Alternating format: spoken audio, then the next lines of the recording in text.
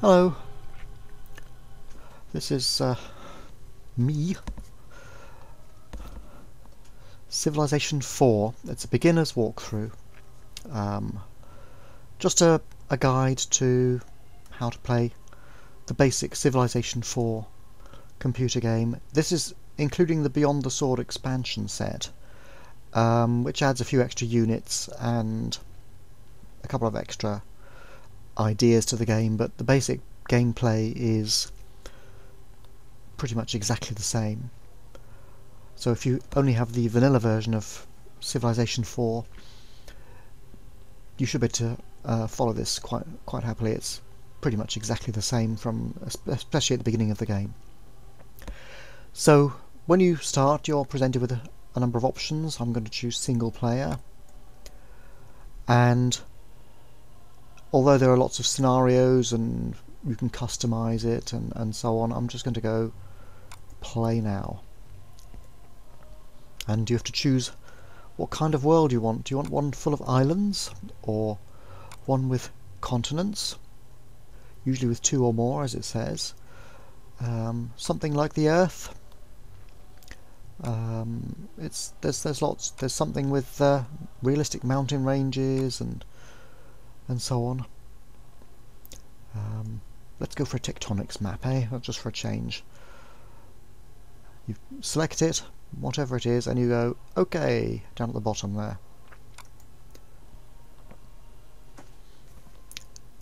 And I'm not going to have much choice here because it's got to be Earth-like on a tectonic map. So normally I'd go for random because I don't want to know what the world is like, but you know, temperate, medium, how lovely. I tend to go for huge because for the world size, because I don't really want to be crammed in with loads of rival computer players right next to me, although it usually plonks 1 or 2 nearby no matter what. But on a huge world there is some reasonable chance of having a bit of room. You can also, in the custom world option, cut down the number of AI players and so on if you want to. I think it puts too many on, personally. How do I want it? Well, this is how you do it here. Earth-like, yep, that's fine.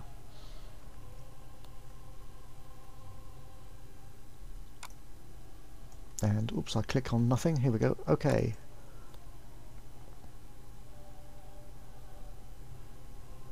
Oh, aridity. How do I want it? Random. OK. Which civilization? Now, there are lots of civilizations in Civ, a few more in the Beyond the Sword expansion than in the original. Basically, they all have their own little specialties, like some special units that they're good at, some special buildings that they have which are a little bit better than the normal one. Some of them have multiple leaders. You can choose somebody different. There's ancient ones and modern ones. All sorts. You can be who knows who. These are civilizations, some of whom became great in the real world, some of whom didn't, or started to and were beaten quickly. I'm going to go for random. And who shall I be? I'll be Alphatucana. That's my name, or my website's name, alphatucana.co.uk. So you can have a look at that. It's fantastic, of course. Go. Oh, difficulty level. Yes, well, if you're brand new, I really suggest you at least play one game on setter level. On setter level, the computer will not harass you too much. You get a chance to try and mess about and see how things work. I've played it a bit, so I'll go for Warlord. On the tough levels, of which you can see there are a lot, anywhere from Prince upwards, the computer kinda cheats rather a lot. It gets too many resources, it can build units for free, and I don't really like it.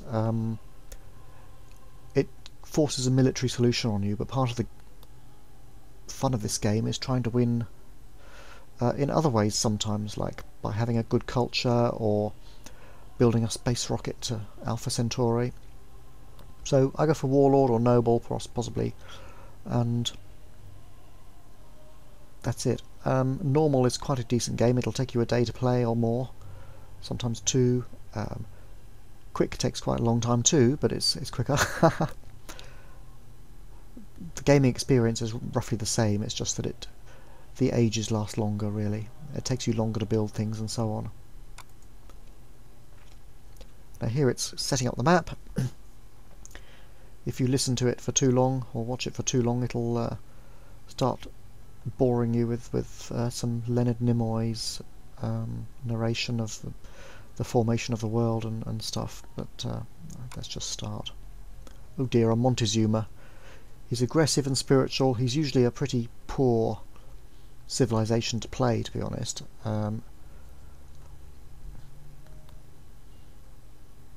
Good ancient units. And, well, sacrificial altar, how nice.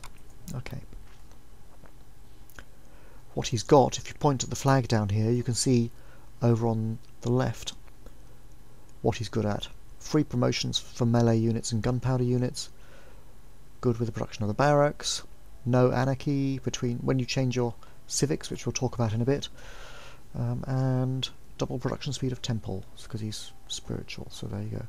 And we have here, and if I zoom in by rolling the mouse wheel, a scout, so I can explore. So you can explore manually or automatically. At first I'm going to explore manually. I want to know what's happening around where I am. I'm going to go up onto a hill so I can see further and explore more. And if I scroll up, you can see the river goes up there. Now down here I have a settler, and my job is to settle and build villages. The game starts at the end of the Stone Age, basically.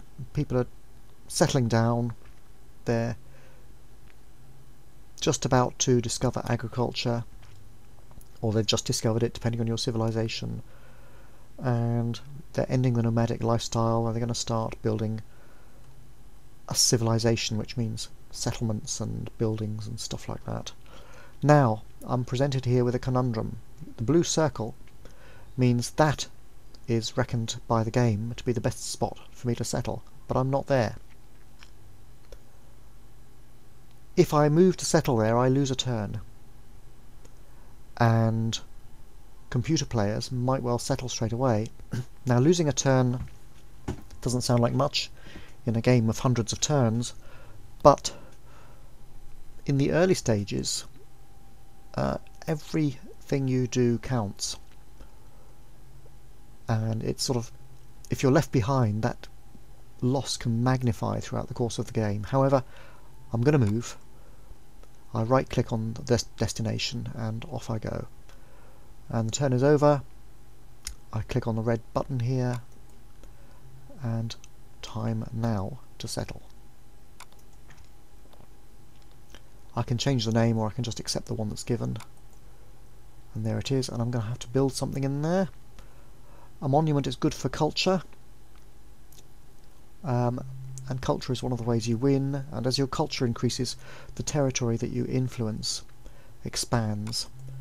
At the moment I've got these 9 squares, but shortly it'll expand and cover 20 squares. Now my scout up here, I want to explore again. Let's go here. Ooh, a coastline, excellent, and a village. Ooh, could be barbarians, could be treasure. This little display has come up at the top. Technologies. I have to research some technology. If I don't choose it now, the game will prompt me when I click the end of turn, but I'm going to choose it now by clicking on the flask. As I'm a spiritual civilization, I get a bit of a head start. I have mysticism already, so I can found a religion if I get there before the computer. I can be a Hindu or I can be a Buddhist. It makes little difference, really. The religions are all the same in the game. I don't think they should be. I think they should annoy some people, but there you go. Well, let's be a Buddhist. Okay, or try to be. If the computer gets there first, because I moved, hard luck. Exit. You see it now, it says I'm researching meditation. Oops, let's go. Let's see what's in this village then. Oh, I've got a settler. Fantastic. That is brilliant. I'm going to send him straight here. A free village, that is amazing. That is such a big advantage. And my scout will head down to this village as well next, via here, to cover those dark patches. One problem with my settler, of course, is that he's not protected. I've got no military units, so if there are barbarians around, he's going to get slaughtered, and that's a very expensive loss.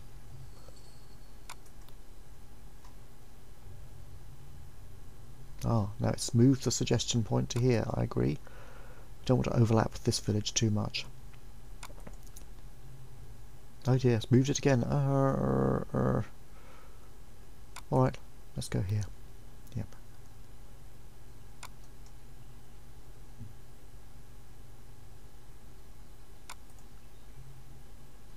The reason the computer moves the suggestion is that there are different resources on the map, like this rice here, these cows. You'll notice I've got them highlighted with little symbols. I click on this question mark and it brings up symbols. If you're in a war, it can be useful to click on the military thing. It shows you where military units are. Now where's this village? Has it gone? Yes, I think I've expanded into it. My culture has expanded my city, so let's just keep exploring. Ooh, barbarians. Oh, no, it's Spaniards, I think. It's Isabella. She won't attack. Probably. She's religious nutcase too, as am I in this game. There's not much you can do at when you first meet them, so there shall be peace and goodbye. I'm going to build a monument here. Oh, well, maybe I should protect the village first. I'll build a warrior. I'm a bit nervous about not having military units after all. Meditation. I have just founded Buddhism.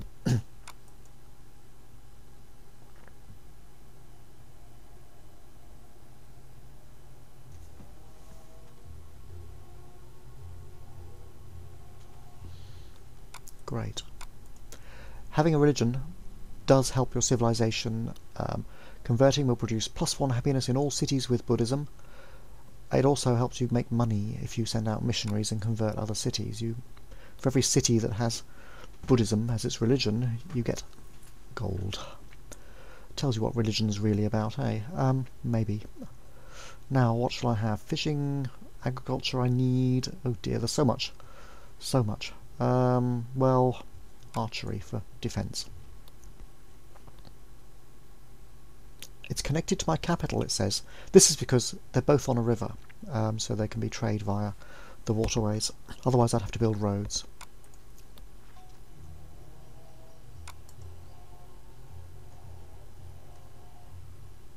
A scout can normally move 2 squares, but because the terrain is rather rough here, I'm only getting 1 square's movement. On plain, flat land, I go quite a way. Oh, discovered the Vikings. Wow. Great. They're aggressive and financial, so there you go.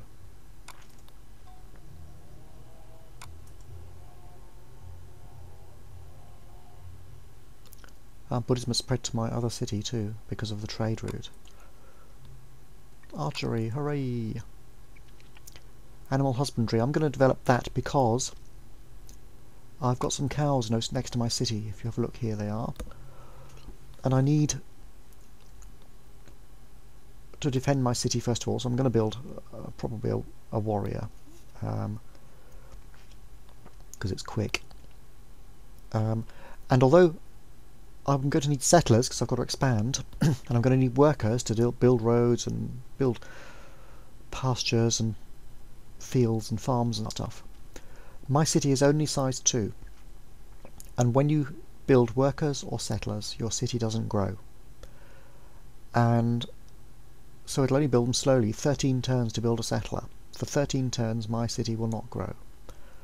Not good. I think it's better to wait till the city grows to about size 5, and then you can build these things more quickly. You've got more productive capacity, you've got more citizens.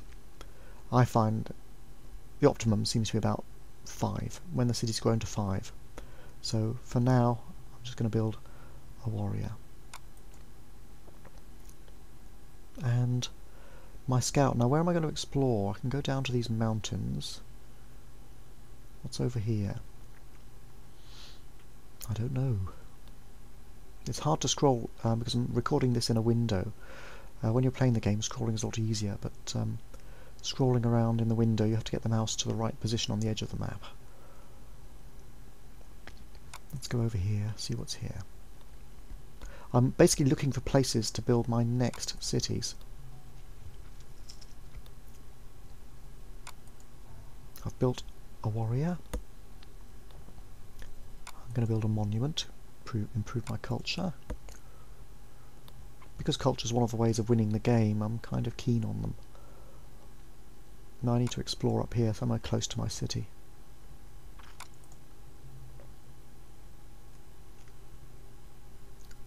Where should I build another city? Lots of gold up here for trade. Let's explore up to this direction. I don't want to go all across the land. I want to go the hard way, so sorry. Let's go here. There, that way. Okay. Somebody's founded Hinduism. I built a warrior.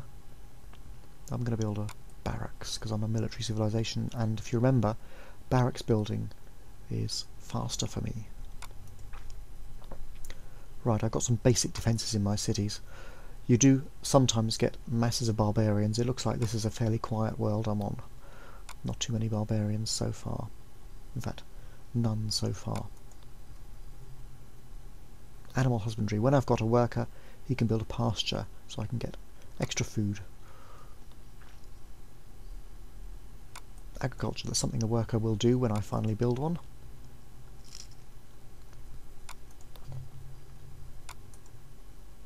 Oop, a barbarian lion.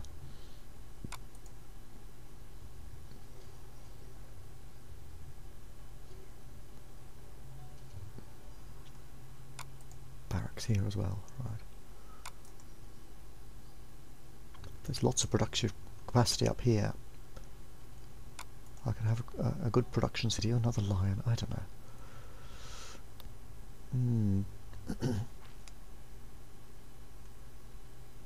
Stonehenge is nice. A monastery gives me missionaries, which help me to spread Buddhism to my enemies, which might be a good idea. If I can build missionaries every now and then, that might be good. Oh, am I on a little island or on the end of a continent?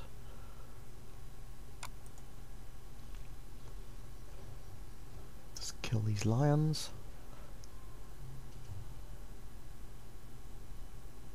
Incidentally, I've turned off speech because the narration of this little quote is just a waste of time and it sounds awful to me.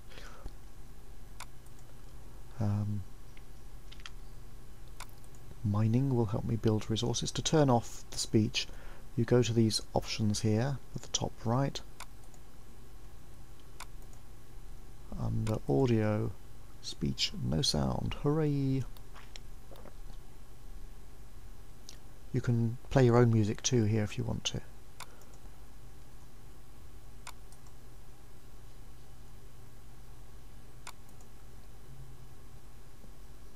Now, should I explore all the way down here to see what's down here? I really need a second scout, don't I? Because he's got a long way to go to find what's going on down here. But this is where Isabella came from, so I think I should. I need another scout to explore in the other direction. Stonehenge, let's do it. In a lesser city, right?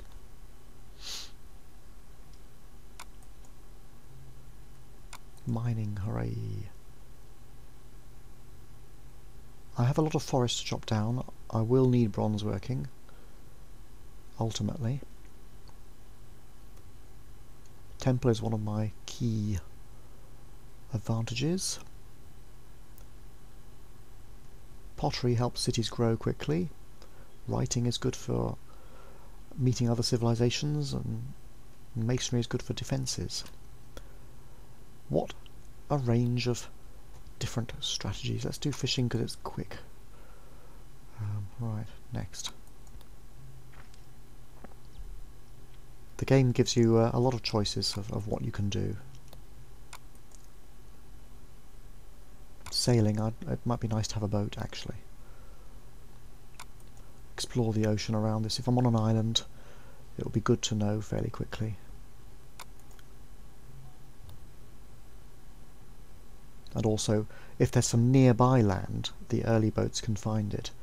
If it's not, if the water is deep ocean like these dark blue squares up here, the early galleys and triremes that you get, they can't cross it. They can only go in this whitish water here, the coastal waters. But if you happen to be close to some other land, then you can. Let's build a missionary. Hee hee.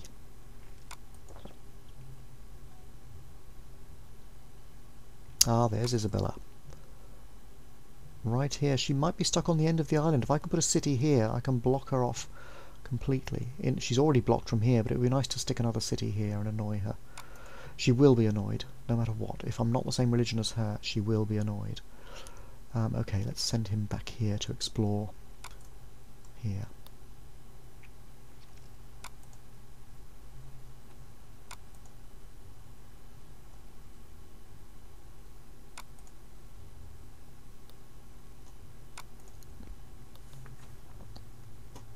You can zoom out and have a look at the perspective of your civilization if you want to. You can in fact go all the way out. You can see the whole globe eventually. Of course we don't know it's a globe yet, we're just past the Stone Age. Although the ancient Greeks did know it was a globe in fact, but anyway. Archer. When I build settlers, I normally build them with an archer to defend them while they move to wherever they're going to go.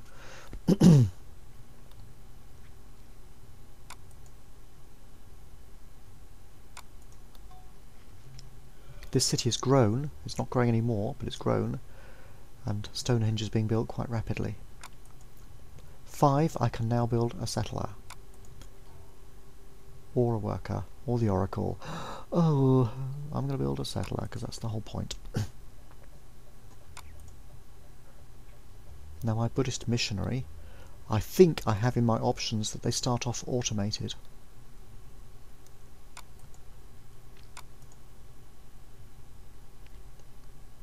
Missionaries and executives start automated. So he's going where he feels like going. Probably I need an open borders agreement with somebody to get them sent there. That might be an idea. See if I can do it. Nope. Can I get an open borders agreement with him? No, it looks like it's not one of the options. So, okay, well we'll leave him as he is.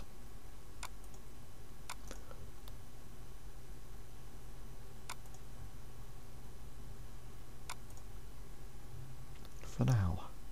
I don't really want open borders if I want to lock her in that corner anyway. But I do want to get my missionary in there. If she's the same religion, it might be handy. It's better if people further away can be the same religion as you, because you sometimes have to get rid of the nearby people, and it's not good to be attacking your friends, really. Better if the nearby people are enemies, so you can attack them. You can attack them anyway, of course. But you lose some influence over them, of course, in the long run.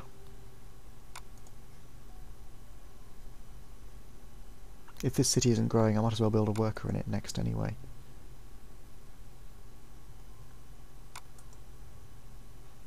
Ah, horses. Very interesting.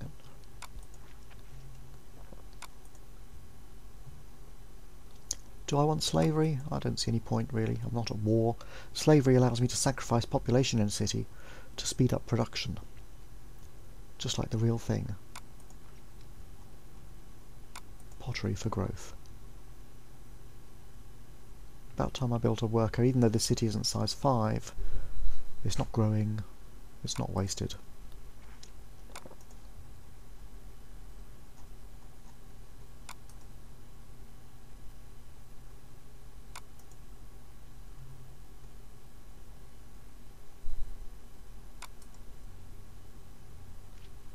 It looks like that's the edge of this place here. Ragnar's over there. Yes, there he is. See the purple there? Let's have a look here. Maybe I'll be able to put some cities here, possibly.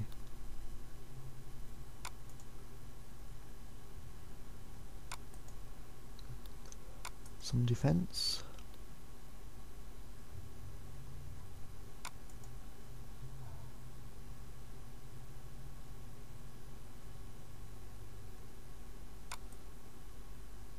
I've built a settler. I'm going to build a worker, but my settler and my archer are going to head up here because this is a good productive area. There's also stone there.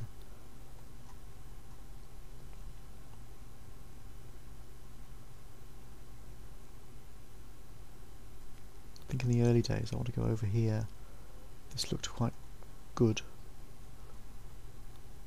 Let's head up in this general direction anyway. See if it gives me some more recommendations when I get closer. You don't have to follow the recommendations.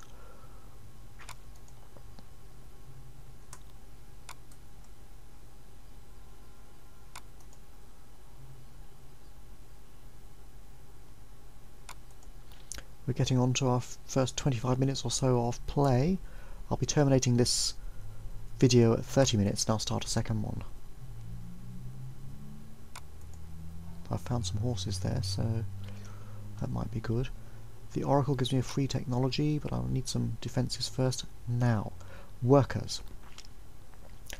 They can work on your nearest city only. They can build a trade route connecting all the resources and farms and stuff up to roads and building pastures and so on automatically. They can be fully automated, where the game does it, or you can run them manually. This means build a road to somewhere, for example. It's often easiest just to automate them,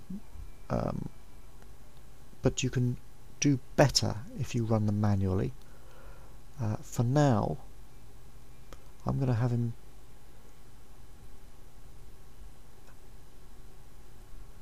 build trade routes. So that'll build roads to connect pastures and build farms nearby and so on. Can I go up here and have a look? What's down here? Gold as well. Bananas. Very interesting. Stone. Well, let's just build lots of settlers and fill it all up, hey? I'm going to go here then. That's what it says. Let's do it.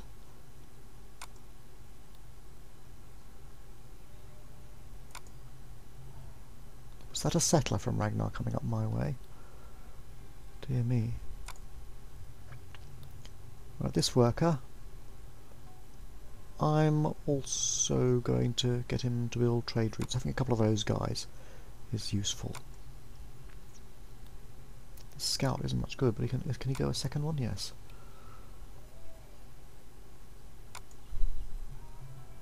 Yeah, they're spreading this way, you know, I've got to cut them off.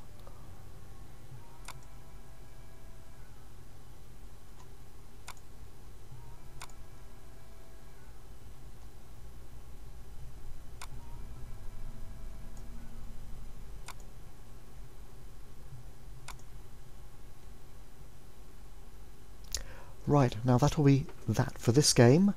I'm going to continue a little bit later on with the next one, and we'll see how it goes.